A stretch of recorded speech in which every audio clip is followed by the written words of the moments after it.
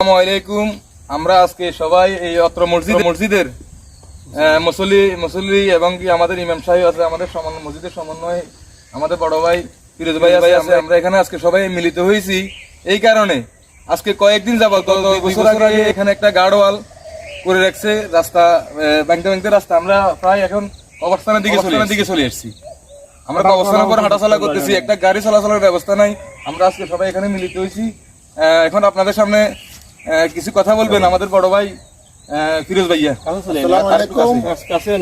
আমাদের মসজিদের মুসল্লিরা মসজিদে যেতে কষ্ট হয়, বৃষ্টির দিনে কাদা পানি এবং ওই যে গার্ডওয়ালটাও পর্যাপ্ত হয়নি।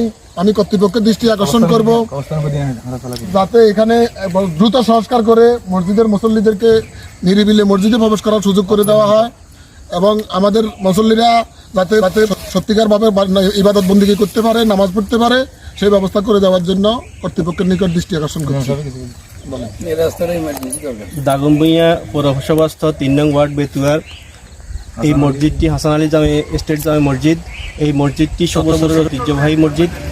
এই মসজিদের সম্মুখে যে রাস্তাটা অবস্থিত, আমরা যে রাস্তা দাঁড়িয়ে আছি, এই রাস্তাটা অত্যন্ত শোচনীয় অবস্থা। একজন মানুষ হাঁটার মতো জায়গা এখানে নাই।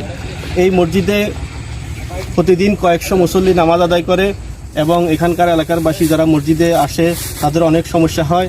তো আমি দাগনভূঞা উপজেলা এবং দাগনভূঞা পৌরসভার প্রশাসন সহ সংশ্লিষ্ট কর্তৃপক্ষের দৃষ্টি আকর্ষণ করতেছি, এই দিকে একটু নজর দিয়ে এই রাস্তাটা অতি দ্রুত সংস্কার করে যাতে এখানকার মুসল্লিরা তাদের ইবাদত বন্দেগী করতে পারে এবং চলাফেরা করতে পারে, সেই সুবিধা নিশ্চিত করার জন্য সংশ্লিষ্টদের অনুরোধ করতেছি। আসসালামু আলাইকুম।